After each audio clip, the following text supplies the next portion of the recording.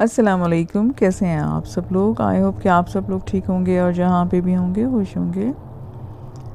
آج کی پہلی ہارر سٹوری کراچی سے سینڈ کی گئی ہے۔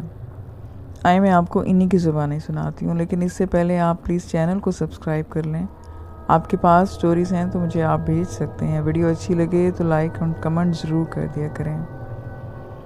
یہ کئی سال پرانی بات ہے جب ہمارا گھر کراچی کے علاقے موسمیات میں ہوا کرتا تھا۔ اگر آپ کراچی سے واقف ہیں تو آج سے 10-15 سال پہلے یہ علاقہ بالکل سنسان اور ویران ہوا کرتا تھا۔ کراچی یونیورسٹی والی سڑک پر ٹریفک ہوتی تھی، مگر اندر کی طرف سب کچھ سنسان اور ویرانہ ہوتا۔ یہ مکان ابو کو کمپنی کی طرف سے ملا تھا۔ مکان بہت بڑا تھا، بڑا سا لان تھا اور بڑا کشادہ کمرے تھے، ٹی وی لاؤنج اور بڑی سی راہداری۔ وہ مکان ہم سب کو بہت پسند آیا، مگر لان میں درختوں کی عجیب و غریب اور خوفناک شکلوں میں ایک عجیب سی پراسراریت تھی۔ درختوں کی جڑیں اس قدر پھیلی ہوئی تھیں کہ وہ مکان کی چھت کو اپنی لپیٹ میں لیے ہوئی تھیں۔ دور سے دیکھو تو کوئی دیو قامت جن اپنی بڑی سی باہیں پھیلا کر کھڑا ہے۔ گھر میں ابتدائی دن تو بہت ہی سکون سے گزرے، لیکن کچھ دن بعد عجیب و غریب واقعات ہونا شروع ہو گئے۔ میری چھوٹی بہن رات کو پانی پینے کے لیے اٹھی تو کسی نے اسے اٹھا کر سیڑھیوں پر سے دھکیل دیا اور وہ بری طرح سے زخمی ہو گئی۔ رات میں فریزر سے گوشت غائب ہونے لگا اور گوشت کے ٹکڑے گھر کے مختلف جگہ پر پھیلے ہوتے۔ چھت پر سے اس قدر بدبو آتی کہ وہاں جانے سے دم گھٹتا۔ ہم نے کئی بار صفائی کرائی، مگر بدبو جانے کا نام ہی نہ لیتی تھی۔ شام کو ایک مخصوص وقت میں ہمارا جسم پتھر سا بے جان ہو جاتا، جیسے کہ کوئی ہم لوگ پتلا ہوں۔ یہ سلسلہ جب بڑھتا گیا تو ہمارا صبر جواب دے گیا۔ میرے کمرے کی شکل تبدیل ہونے لگی، یعنی کسی دن صبح میں اٹھوں تو کھڑکی اپنی جگہ پر نہ ہوتی بلکہ کمرے کی دوسری دیوار پر ہوتی۔ کبھی کمرے کے دیوار اور دروازہ غائب ہو جاتے، اور ایک بار تو حد ہی ہو گئی، میرے کمرے کی پوری شکل ہی بدل گئی۔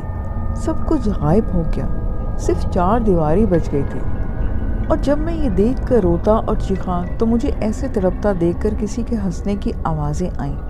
شروع میں تو ابو نے ہماری باتوں کا مذاق بنایا، مگر جب یہ واقعات ایک ساتھ ہونے لگے اور بڑھتے گئے، اور ایک دن ابو جب سو رہے تھے تو ان کے بستر پر کسی بد شکل عورت اپنے پاؤں سے کھڑی ہو کر ابو کو دیکھ رہی تھی اور ہنسے جا رہی تھی اور چیخے جا رہی تھی۔ اس دن کے بعد ابو کی طبیعت بہت خراب ہو گئی۔ جب وہ سنبھلے تو ہم نے وہ گھر خالی کر دیا۔ آج بھی جب وہ دن یاد آتے ہیں تو میرے رونگٹے کھڑے ہو جاتے ہیں۔ اگلا واقعہ نگہت نے سینڈ کیا ہے۔ وہ بتاتی ہیں کہ یہ واقعہ کچھ 10-12 سال پرانا ہے اور میری پھپھو کے گھر کا ہے۔ ہوا کچھ یوں کہ ایک دن اچانک رات کے 12 بجے کے بعد انہیں ٹی وی لاؤنج سے کچھ آوازیں آنا شروع ہو گئیں، تو انہیں لگا کہ ان کے گھر میں کوئی چور آ گیا ہے۔ ڈر بھی لگا۔ چیک کیا تو ٹی وی لاؤنج کے وال پیپرز پھٹے ہوئے تھے، ایسا لگ رہا تھا کہ کسی نے نوچ کے پھاڑے ہوں۔ اب تو وہ لوگ بہت ڈر گئے، اور اگلے دن انہوں نے اپنے گھر پہ قرآن خوانی کروائی۔ لگ رہا تھا کہ یہ جنات کے بچوں کا کارنامہ ہے، اور یہ بات گھر کے بڑوں ہی میں رہی، مگر اصل کہانی یہیں سے شروع ہوئی۔ اگلی رات سب نارمل تھا، بچے، ان کی دادی سب اپنے اپنے رومز میں جا کر سوئے ہوئے تھے، اور ٹھیک وہی رات کے 12 بجے کے بعد وہی ہنگامہ شروع ہوا۔ سب سے پہلے انہوں نے بڑے سے 2 واز ٹوٹنے کی آوازیں سنیں، اور کسی میں ہمت نہ ہوئی کہ اپنے روم سے باہر جا کر دیکھے، اور فجر تک صرف آوازیں ہی آتی رہیں، مگر ان کی ہمت نہ ہوئی کہ وہ جا کر دیکھیں۔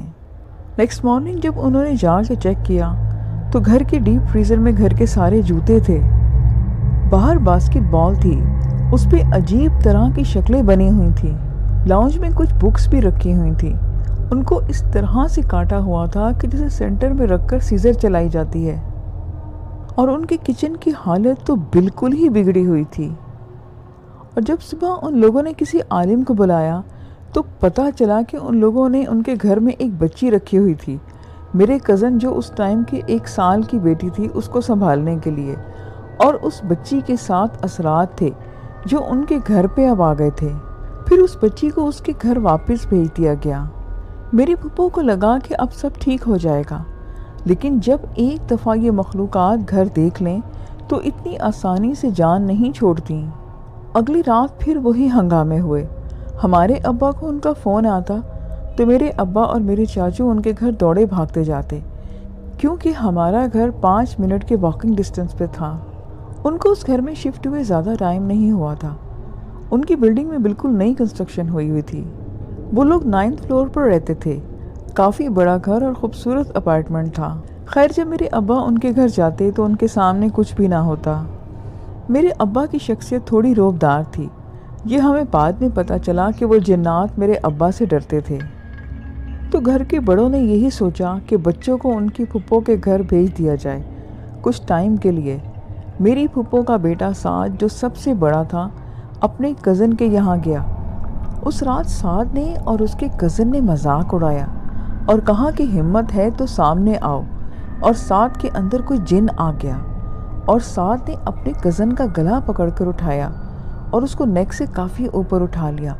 پھر اس کے گلے سے آواز آئی کہ اب میں آ گیا ہوں، اب تو بول۔ اس وقت وہاں سعد کی دادی آ گئیں، جو میری پھپھو کی ساس تھیں۔ انہوں نے واسطے دے کر اس کو چھڑوایا، لیکن سعد کے اندر ابھی بھی جن تھا۔ اس کی آواز بالکل عجیب بھاری تھی اور آنکھیں بالکل لال، اور ایک بہت خوفناک سی مسکراہٹ اس کے چہرے پر آ جاتی۔ تھوڑے ہی ٹائم کے بعد سب کو لگا کہ سب کچھ نارمل ہو گیا ہے، لیکن وہ مخلوق ابھی بھی سعد کے اندر تھی، اور یہ بات کسی کو پتہ بھی نہ تھی۔ اگلے دن میرے دوسرے کزن سعد کو باہر لے کر گئے۔ کہتے تھے کہ وہ ایسے کھا رہا تھا کہ ایک نارمل بندہ اتنا کھا نہیں سکتا۔ ایک وقت میں پورا جگ پی رہا تھا۔ رات کو وہ لوگ اپنے گھر آ گئے۔ اس ٹائم میرے ابا بھی پھپھو کے ہاں تھے۔ تو سعد میرے ابا کو دیکھ کر کہہ رہا تھا کہ کل رات سے مجھے کچھ یاد بھی نہیں ہے اور نہ ہی میں نے کچھ کھایا ہے۔ اس دوران اس کا علاج بھی چل رہا تھا، اور اب آئے دن سعد کے اندر جن آتے اور یہ شرط لگا کر کہتے کہ یا تو یہ گھر انہیں دے دیں یا بیٹا، اور یہ سب کچھ سعد ان سے کہتا تھا جب اس کے اندر جن آتے۔ اتنے عالم آتے اور علاج چلتا رہا۔ مجھے آج بھی بہت اچھے سے یاد ہے کہ سعد کی ایک دن شام میں یہی حالت ہوئی، اور گھر میں اس وقت کوئی بھی مرد نہیں تھا جو اس کو قابو کرتا۔ میں اور میری امی بھاگتے ہوئے پھپھو کے گھر آ گئے کہ وہ اکیلی ہیں۔ میں آج بھی نہیں بھولتی کہ اسے دیکھ کر میری کیا حالت ہوئی تھی۔ وہ ایک خوفناک آوازوں میں چیخ رہا تھا۔ آواز اتنی بھاری تھی کہ برداشت نہیں ہو پا رہی تھی، اور اس کی آنکھیں ایک دم لال ہو رہی تھیں۔ پھر کسی عالم کو فون کیا جاتا، وہ کوئی دم کرتے تو اس کی حالت کچھ نارمل ہو جاتی، اور پھر یہی سوچا گیا کہ کچھ ٹائم کے لیے میرے ابا اس گھر میں رہنا شروع کر دیں، باقی گھر کی عورتیں اور بچے ہمارے گھر آ جائیں۔ جب تک ابا گھر میں ہوتے تو سب ٹھیک رہتا۔ میرے بھائی بتاتے تھے کہ ان کی نظروں کے سامنے چیزیں اڑتی ہوئی گرتی، کوئی بھی شیشے کی چیز سلامت نہیں ٹکتی تھی۔ یہ سلسلہ اسی طرح کچھ مہینوں تک چلتا رہا۔ آخر میں سعد کو کسی دوسرے ملک لے جایا گیا۔ وہاں اس کا علاج ہوا، اور کافی مہینوں کے بعد ان کی جان چھٹی۔ کچھ سالوں کے بعد انہوں نے وہ گھر بھی وہاں سے شفٹ کر لیا۔ آج بھی اس وقت کے بارے میں سوچتے ہیں تو بہت خوف آتا ہے، اور سننے میں آیا ہے کہ اس بلڈنگ میں ابھی بھی کچھ لوگوں کو پیرانارمل ایکٹیویٹیز فیل ہوتی ہیں۔ میرا نام منال فاروق ہے۔ یہ واقعہ سن 2000 کا ہے، جب میں ملیر کے ایریے میں جوائنٹ فیملی میں رہتی تھی۔ میری تائی کی فیملی دبئی میں تھی، اور ان کی 2 بیٹیاں یہاں ہماری فیملی کے ساتھ رہتی تھیں۔ ہمارے ساتھ دادا اور چچا بھی رہتے تھے۔ ملیر کا گھر کافی بڑا تھا۔ ہمارا کچن انٹرنس کے ساتھ ہی تھا، اور کچن کے اندر ایک گلی تھی جو کہ باہر کی طرف نکلتی تھی۔ کچن کے بالکل سامنے ایک آم کا درخت تھا، جو کچن کی دیوار کے ساتھ ہی باہر کی طرف برتن دھونے کی جگہ بنائی ہوئی تھی۔ ایک رات گھر پہ امی، میری بہن، میں اور میری 2 کزن تھیں۔ میری امی روز کی طرح کچن میں گئیں۔ اس وقت تقریباً 8 بج رہے تھے۔ رات کے کھانے بناتے بناتے وہیں بہت زور سے آواز آئی، جیسے کوئی کودا ہو۔ میری امی نے کچن کی گلی سے دیکھا تو کوئی عورت تھی جس نے پیروں میں گھنگرو پہنے ہوئے تھے، اور وہ لمبے بال تھی۔ وہ میرے گھر کی گلی میں جہاں بہت اندھیرا تھا وہیں جا رہی تھی۔ میری امی یہ دیکھ کر بہت خوفزدہ ہو گئیں، اور انہوں نے فوراً کچن کی گلی کا دروازہ بند کیا اور بھاگتے ہوئے اس روم میں آ گئی جہاں ہم لوگ بیٹھے ہوئی تھیں۔ تو میری امی نے خوف سے ڈر کے بتایا کہ انہوں نے عورت دیکھی ہے جو اندر کی گلی میں ہے، اور وہ کوئی عام عورت نہیں بلکہ ایک چڑیل ہے۔ یہ سب سن کے پہلے تو ہمیں یقین نہیں ہوا، لیکن جس طرح میری امی ہمیں بتا رہی تھیں اور وہ بہت خوفزدہ تھیں، یہ سب سن کر ہم بھی بہت ڈر گئے، لیکن ہمیں سمجھ نہیں آ رہا تھا کہ ہم کیا کریں۔ پھر میری امی نے کہا کہ ہم آیت الکرسی پڑھ کر سارے رومز کی کھڑکیاں بند کر دیتے ہیں۔ ہم سب مل کے امی کے ساتھ ایک ایک روم میں گئے اور آیت الکرسی پڑھتے ہوئے ساری کھڑکیاں بند کرنے لگے۔ میں اس وقت بہت چھوٹی تھی تو بس میں یہ سب دیکھ رہی تھی۔ پھر ہم سب باہر صحن میں آ گئے اور پھر میری امی نے میرے دادا کو فون کیا اور ان کو بتایا کہ گھر کی گلی میں ایک عورت آ گئی ہے جو چڑیل ہے۔ میری امی نے دادا سے کہا کہ آپ آ جائیں، ہمیں گھر میں بہت ڈر لگ رہا ہے۔ تو میرے دادا نے کہا کہ ہمیں ابھی ٹائم لگ جائے گا، اور ان کو کہا کہ جب تک تم صرف آیت الکرسی پڑھتے رہو۔ بس ہم پوری رات پھر صحن میں ہی رہے۔ میں اتنا رو رہی تھی کہ میری کزن نے میرے منہ پہ ہاتھ رکھا ہوا تھا کہ آواز سنائی نہ دے۔ ہم سب خوفزدہ تھے اور بس پھر صبح کا انتظار کر رہے تھے۔ مجھے میری امی نے سلا دیا تھا کیونکہ میں بہت زیادہ رو رہی تھی۔ صبح ہوئی تو دیکھا کہ دادا اور چچا بھی آ گئے ہیں، لیکن گلی میں پھر کوئی بھی نہ تھا۔ شاید آج بھی جب بھی رات ہوتی ہے تو میں اکثر نیند سے اٹھ جاتی ہوں، مجھے ایک عجیب سا خوف آتا ہے۔ شاید یہی وجہ ہے کہ اندھیرے سے مجھے آج بھی بہت ڈر لگتا ہے۔ اگلی کہانی زہیب نے مجھے کراچی سے ہی سینڈ کی ہے۔ وہ کہتے ہیں کہ جو لوگ کراچی میں رہتے ہیں انہوں نے بلوچ کالونی کے فلائی اوور کے بارے میں بہت کچھ سنا ہوگا۔ یہ قصہ 16-17 سال پرانا ہے۔ اس فلائی اوور کی ریلنگ اچھی مضبوط نہیں بنائی ہوئی تھی، اور وہاں روڈ پہ ایک کرو ہے جہاں بہت سے ایکسیڈنٹس ہوا کرتے تھے۔ اکثر کاریں سلپ ہو جایا کرتی تھیں اور زیادہ تر موت ہو جاتی، اور اب تو اتھارٹیز نے کافی سٹرونگ ریلنگز بنا بھی دی ہیں۔ کچھ لوگ تو کہتے تھے کہ ہم اس کرو سے بچنے کے لیے دوسرا راستہ اختیار کرتے تھے، لیکن یہ بات کتنی سچ ہے یہ میں نہیں جانتا۔ ہمارا ایک دوست تھا جو ماشاءاللہ دین اور دنیا کی تعلیم رکھتا تھا۔ وہ میرا یونیورسٹی فیلو تھا۔ ایک رات وہ بہت دیر سے ڈنر سے واپس آ رہا تھا۔ وہ فلائی اوور بالکل سنسان تھا اور وہ کرو کے پاس تھا۔ اس نے بتایا کہ اسے ایک عجیب و غریب سی فیلنگز آئیں کہ جیسے یہاں کوئی پیرا نارمل ایکٹیویٹی ہونے والی ہے، اور ایک دم سے ہی اس کے ہاتھ سے اس کی گاڑی سلپ ہو گئی۔ اس کی گاڑی بالکل آؤٹ آف کنٹرول تھی۔ وہ ایک لمحہ تھا کہ اس کی پوری زندگی اس کے آنکھوں کے آگے گھوم گئی۔ اس نے ہمیں بتایا کہ جب اس کی گاڑی پل سے نیچے گر رہی تھی تو وہ اپنی سینسز میں تھا، اور اس نے محسوس کیا بلکہ اس نے صاف دیکھا کہ اس کی پیسنجر سیٹ پر ایک عورت بیٹھی ہوئی ہے، اور جب اس کی گاڑی نیچے گر رہی تھی تو اس کو لگا کہ جیسے کسی نے بہت سافٹ ہاتھوں سے گاڑی کو نیچے رکھ دیا ہے، اور یہ کہ کسی نے اس کا ماتھا بہت مضبوطی اور نرمی سے پکڑ لیا تھا، اور پھر اسے اس کے بعد کچھ بھی یاد نہیں۔ اس کے بعد اس کی گاڑی بہت بری طرح سے پلٹیاں کھائی، اتنی کہ کسی کے بچنے کے چانسز بھی نہ رہیں، اور اس کو جب ہوش آیا تو وہ ہاسپٹل میں تھا۔ لیکن حیرت انگیز بات یہ تھی کہ اسے ایک خراش تک نہ آئی تھی۔ اس کی کار جس نے بھی دیکھی ان کو یقین نہیں آتا تھا کہ اس میں سے کوئی زندہ بچ سکتا ہے۔ ایک بڑی سی سیوک چھوٹا سا باکس بن گئی تھی۔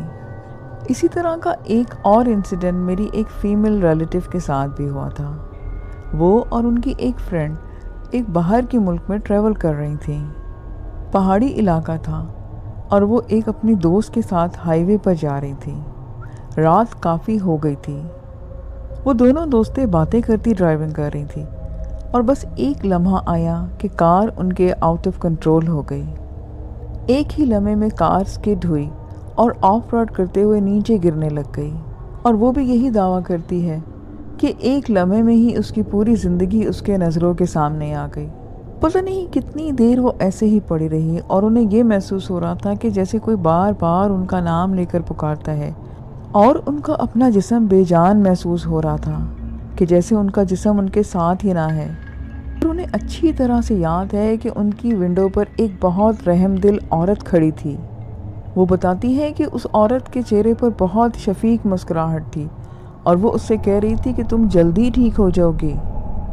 ریسکیو ٹیم کو میری ریلیٹیو کی گاڑی بہت گھنٹوں کے بعد اس ویلی سے ملی، مگر جو میری ریلیٹیو تھی ان پہ خراش تک نہ تھی، مگر ان کی دوست مر چکی تھی۔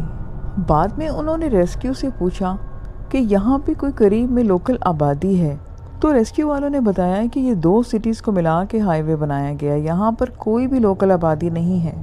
وہ بزرگ عورت ایک پراسرار ہستی ہیں جن کا راز راز ہی رہا۔ وہ فرشتے کے طور پر ان کے پاس آئیں اور انہیں حوصلہ دیتی رہیں کہ تم زندہ رہو گی۔ یہ قصہ میرے ایک سینئر کولیگ نے سنایا جن کا بیٹا اور فیملی کے دوسرے لڑکوں کا گروپ کچھ دن پہلے ہی پاکستان ٹور سے واپس آئے ہیں۔ میرے کولیگ کی زبانی آپ یہ بات سنیں۔ اس دسمبر خاندان کے لڑکوں نے کافی سنو فال دیکھنے کا پروگرام بنایا۔ سردی سٹارٹ ہوتے ہی ان لڑکوں کا گروپ کراچی سے اسلام آباد کی طرف روانہ ہوا، اور جب اسلام آباد پہنچے تو گروپ 2 پارٹس میں ڈیوائڈ ہو گیا۔ ایک پارٹ ہنزا چلا گیا اور دوسرا پارٹ اسلام آباد میں ہی رک گیا۔ جو لڑکے اسلام آباد میں ٹھہرے تھے وہ ایک دن مرگلا کی پہاڑیاں دیکھنے نکلے۔ سردی بہت تھی، یہ لڑکے گھومتے گھومتے کافی آگے نکل گئے، اتنا کہ ہلکا ہلکا اندھیرا ہو گیا، آلموسٹ مغرب کا وقت ہو گیا۔ سارا ایریا بالکل سنسان تھا، ان کو کہیں بھی کوئی ٹورسٹ یا لوکل نظر نہیں آیا۔